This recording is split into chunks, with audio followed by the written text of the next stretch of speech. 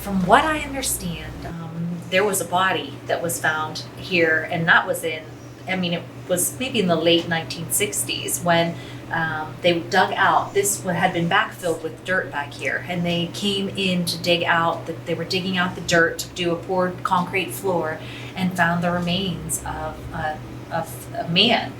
And they could tell that he had been hung. His body was totally decomposed, but they could tell from like the buckles and the buttons, the things that were there that hadn't, were still around and still intact, that it was a body from as early as the 1740s, 1750s.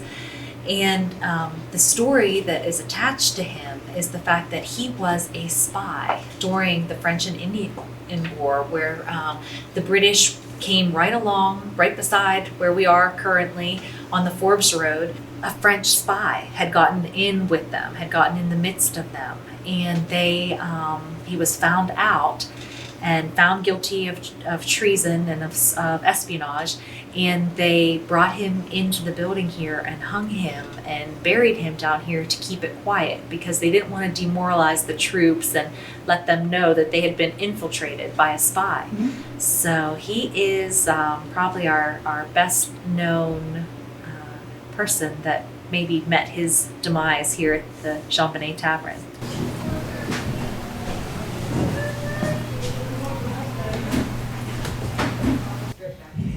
There was a woman that sat at this table over here, mm-hmm.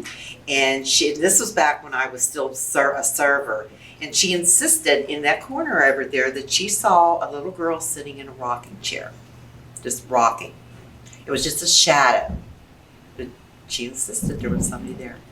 At nighttime when we're closing up, you hear this door open, and then you hear footsteps coming up the steps, and there's no one else in the building but us. And then you'll hear them walking across the bar and down the hall.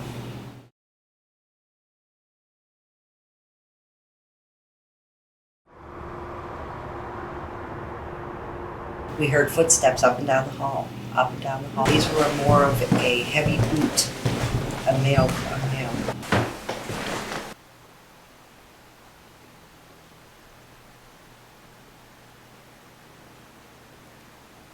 We were in room 2 doing an EVP session, and we started hearing footsteps in the hallway, as a lot of reports have come from this place.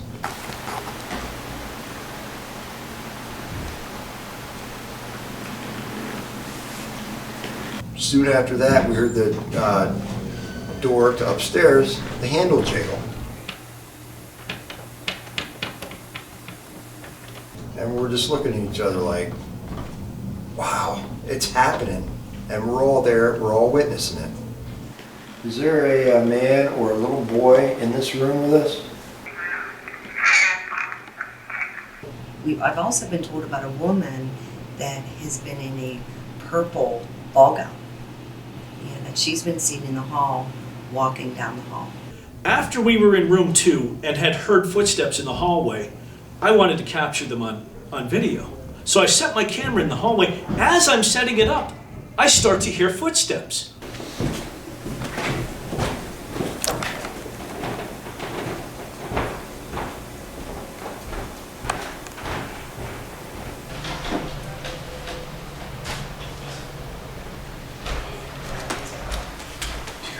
Mm-hmm. We got something down the hallway here. We're hearing noises. We're in footsteps. They came to stay during hunting season, and it was he and a friend and his son, and they were staying upstairs in the bed and breakfast rooms. And Sunday night before hunting season, everybody in this area, they retire really early, so we were done and closed up. It was maybe 9:30. He said he woke up, he'd been sleeping fine. About 10 o'clock he woke up, and all of a sudden he was so hot. He was so uncomfortably hot. And he said, I'm really, really warm, and I'm thirsty right now. And he could hear downstairs here, like music and talking and laughing and glasses. And he said, I'm gonna go downstairs and go get a drink.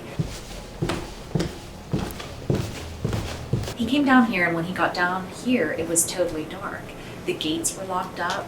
He said he looked into the tavern and nobody was there, and he was like, I know I heard him. He was like, I heard him when I was walking down the steps, so somebody's here. Went outside on the porch and looked in the parking lot to see if he could see somebody walking out or cars pulling out. No one was there, and it was about an hour after we had locked up and left. And the next morning he was like, I'll never ever be that lighthearted about that. He was like, because I know what I experienced. I heard talking, glasses, music, and there was no one here. No one here. No explanation for it. That's really funny that I'm listening to them.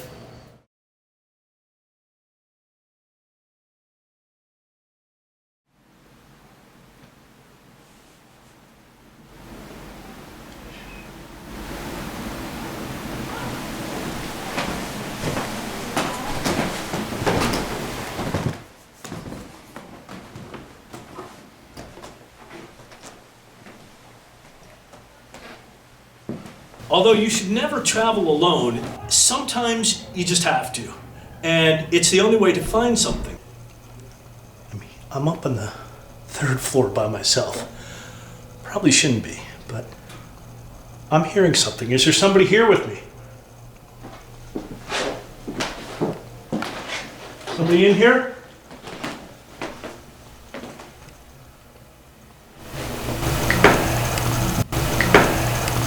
I was in one of the rooms upstairs. I started having focus issues. This turns out to be the room where we found the soldier in later. One of the tools we use in our paranormal investigations is the video camera, not just to document evidence, but it's also a way to find the ghosts. It's what we call a trigger. The focus on a video camera uses a sonar-like device emitting a high frequency. When that frequency bounces off a solid object and returns, it determines the distance and sets the focus. Now, if you put a energy between there, not a solid object, it diffuses it and sends it away.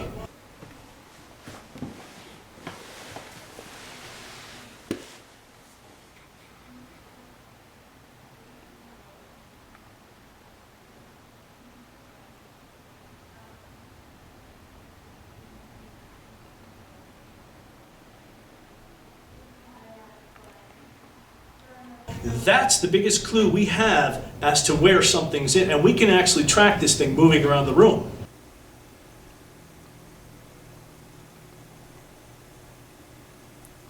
Annie, is that you?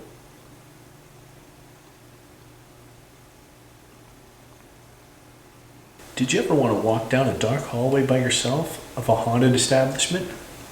Let's do it.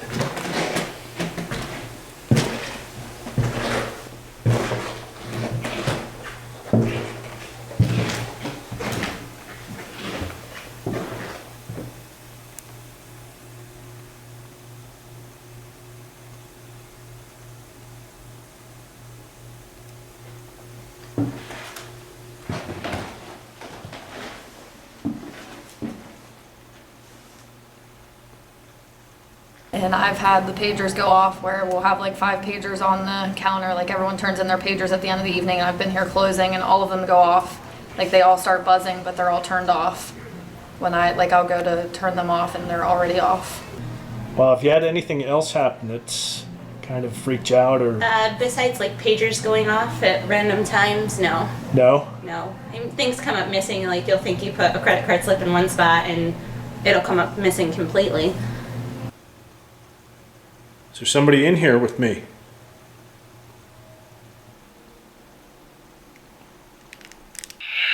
2? Is there somebody in here with me?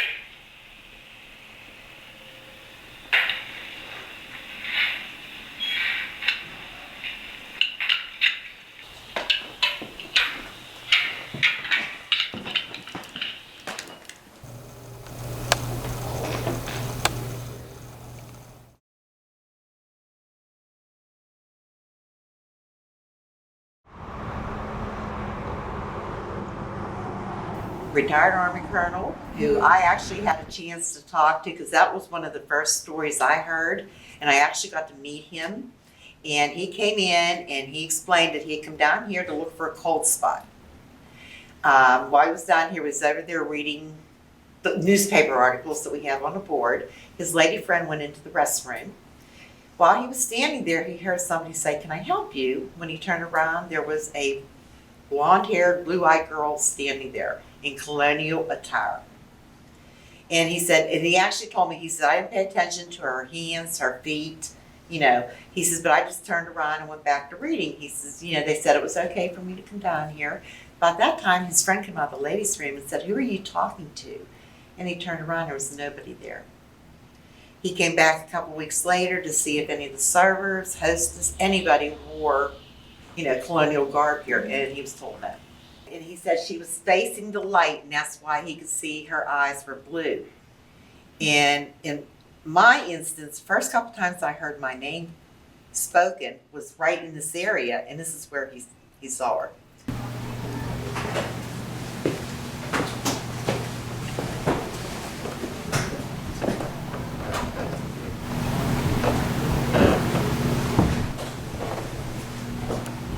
Couple were sitting in the middle table in the back, and she came. I went up and asked them how their meal was, and they said it was fine, but could you tell me a little bit about the ghosts that are here?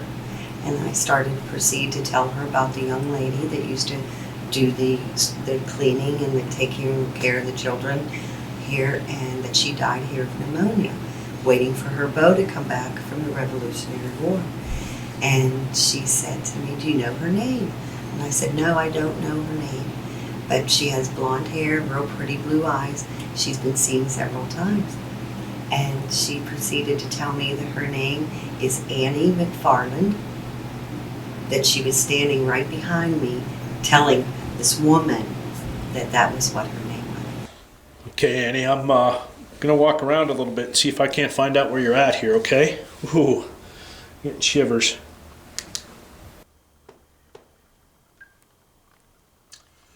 Bonnet Tavern, 4th floor apartment. Annie, we've been trying to talk to you, Annie. Are you here with us? Annie? We know you're here, Annie. We just want to talk to you. My name's Pat. This is Craig. Can you say hello to Craig for me? Hello, Craig, for me. Hi, Annie. Bobby. I wonder if she's telling us the name of the... Robert Callender would be Bobby. Robert Callender, Robbie, Bobby. Annie, thank you for talking to us. Do we understand you're saying hello, Bobby? Or hello, Robbie? Is that the name of your fiancé, Robert Callender? Do you miss him, Annie? Was he your first love? Now, Robert Callender is an extremely interesting historical figure, and he supposedly had a mistress that was here in this building that took care of the property for him. And he, she was here. He had a wife and family back in the East, and supposedly that she died at a very young age.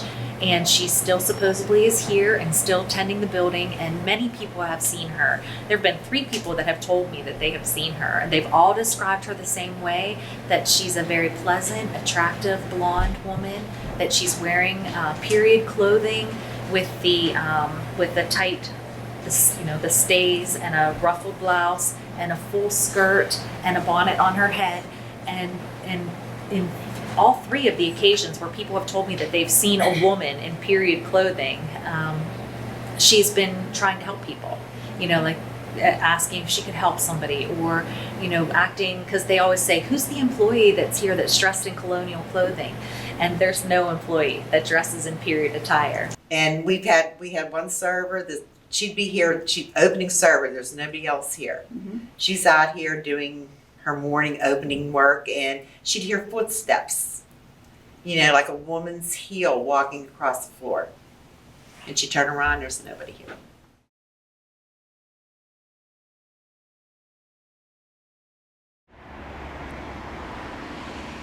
All right, Craig, room 4, we had an EVP, right? Right. I went in, did an EVP, got the word pain. I had been in the room with the soldier. I walked past the bed and I got a pain in my shoulder. And I said, at the time, I said, hey, is there something by the end of this bed? Just then, an orb shoots out and goes around the bedpost. This is the room that we eventually crossed the soldier over, and for some reason, I picked up on his pain. We later got the word pain on an EVP.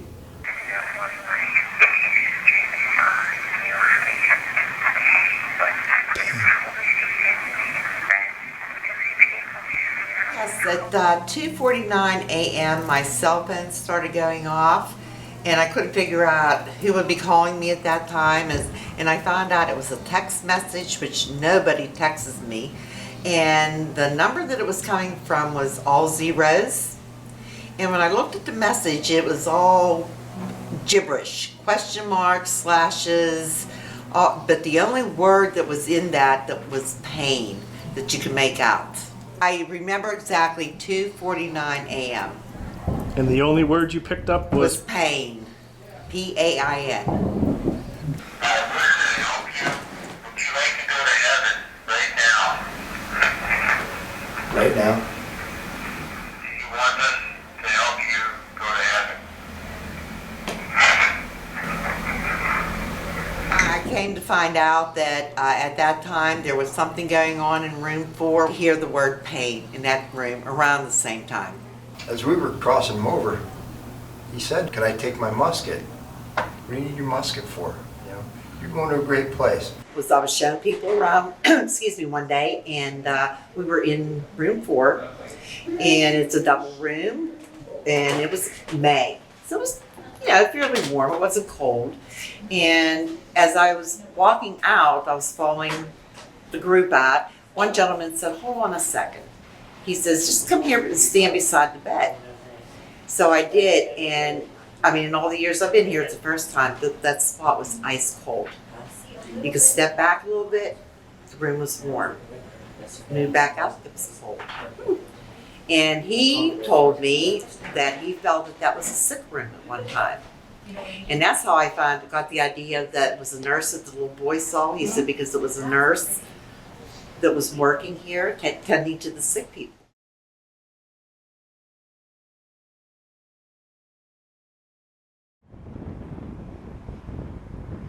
As she walked back up the porch steps, and they had left just like lights on very low behind the bar, and everything else was dark. They had locked everything up, but she did have the intention of coming back and just, mopping up the floor and doing a couple finishing up jobs. And as they walked up on the porch, and she had a friend with her, they looked, when they got up onto the porch and were looking in the windows, they saw someone that was in here. And they were so shook that they just left. And she came in early the next morning then and apologized for not doing her side work and explained the situation. And she said, when I saw somebody in there, I wasn't comfortable coming back in. And there was nothing disturbed. There wasn't, she knew that there wasn't a person in here. It was absolutely something supernatural. So. Because she was shown to a table, she was expecting her husband to come in and join her. The server, she got busy. The woman, she let the woman sit there, but she went back to see if she wanted more coffee while she was waiting. When she went back, the woman was slightly perturbed because she didn't think it was funny that they sent this man back to sit down and join her. And she did not know this gentleman, but he came over, he sat down, and when the server went back, there was nobody there. And the woman even said he was just like all of a sudden he was gone. So nobody could explain where this gentleman came from, how he ended up there, but the woman was upset. A young couple checked into the bed and breakfast rooms. They were spending the night. They had a younger infant with them. He was sleeping when they arrived. They put him into the crib, and it was a warmer sunny day. They had a cooler with them that had bottles for the baby in. They decided that the mother was going to put one out on the porch so that it would warm up to temperature and be an appropriate temperature to feed the baby when the baby woke up from its nap. So she put the bottle outside, and then they came down here and they had a monitor with them, a baby monitor. They were down here on this level, and they'd ordered a sandwich, and it wasn't too long, maybe 15 or 20 minutes, till she heard the baby fussing on the monitor. So she jumped up to run up and go and get him. And she went up to her bed and breakfast room, unlocked the door, opened the door, and the baby was in the crib drinking the bottle. There was no explanation for it because she knew that the baby could not get out of the crib and get its bottle. So it absolutely, something happened that is hard to explain. And like you, I really believe that that was our lady of the house who was still trying to be helpful and take care of her guests and tend the children. Halloween of 2007, we had two younger women. They were in their 30s. They came up from Pittsburgh, and they were staying up in our room 4. And they asked if there was what would happen, and I told them, I said, as long as you're open to things, you know, something might happen. So they went up to Somerset, went on a hayride, and came back, and they had experiences all night long. They had doors open, they had doors closed, they had the toilet flushing, they had the water turning on in the sink, they had their bed turned down, they heard walking, they heard talking, they experienced almost everything that everybody has ever experienced here. And there's always something that that people take away from the experience when they're here. There's very few buildings that are this age and this grandeur and this history attached to it that are open to the public still and functioning in the same function that it would have been.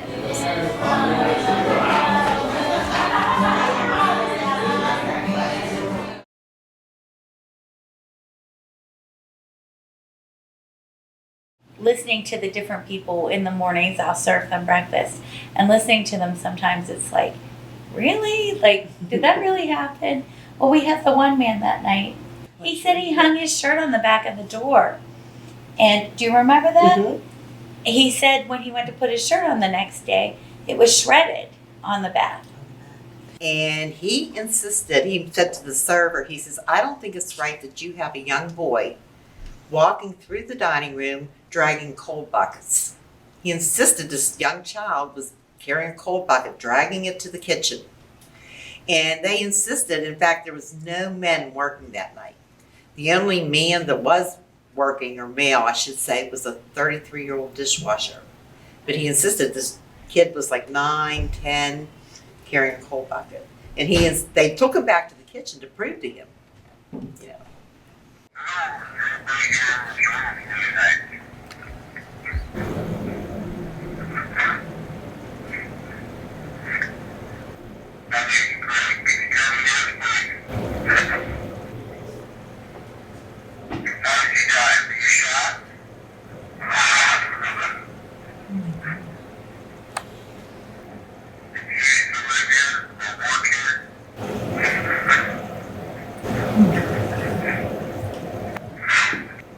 And with so many people in and out of this building, I mean, we can have 1,000 or more people through the building in the course of a week. And and so many people feel a strong emotional connection to the building.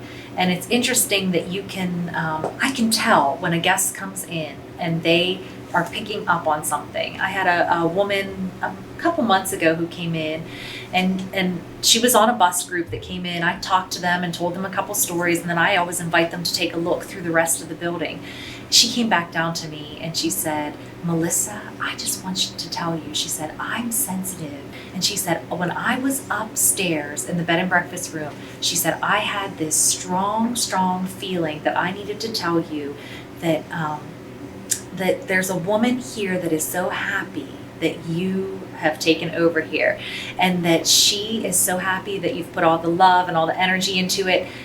This woman said, she told me to tell you that it's a special place for you, like it was for you and your husband, like it was for her. And when she told me this, I said, well, I was like, my husband proposed to me here before we ever imagined that we would be living in Bedford or would be in this area. And it was almost like, and she was like, that's it, that's what she meant, you know. But it's just so really interesting for me to see people come in and have such a strong connection to the building. Well, we're wrapping up at the John Bonnet, but it's been a great time. We heard actual footsteps in this hallway. It's not scary. It's comforting. It's like somebody's got your back. Like when you feel like everything's going down, it's like it's okay. You've got that calming that I've worked in the business for 10 years, and I never had that calming feeling like it's going to be okay. It's amazing. At the end of the day, if we can help somebody and cross a soul over who's stuck here in between, it's all worth it. And that's why we're here. We're here to help. It worked out great. Crossed him over. He was happy. That's what this is about, helping him out. And everywhere I went, people saying, oh, you know it's haunted, you know it's haunted. It actually made me really uncomfortable and a little bit scared. And I went to I'm not the bravest person in the world, so I met with my pastor and I said, listen, everybody keeps saying this building's haunted, we're thinking about buying it. I'm scared that we're gonna take over out there and I'm gonna be scared to be in the building by myself. And he said, Melissa, you absolutely have nothing to worry about. He said, there's absolutely, I could never tell you that spirits don't exist, that ghosts don't exist. He said, because we're like children a lot of times when it comes to understanding, you know, what's really out there.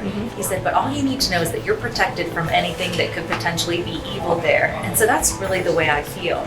So I don't think that there's anything that's evil or antagonistic here. I feel almost more like there are beings or presences here that just have such a strong emotional attachment to the place that they just want to keep hanging around.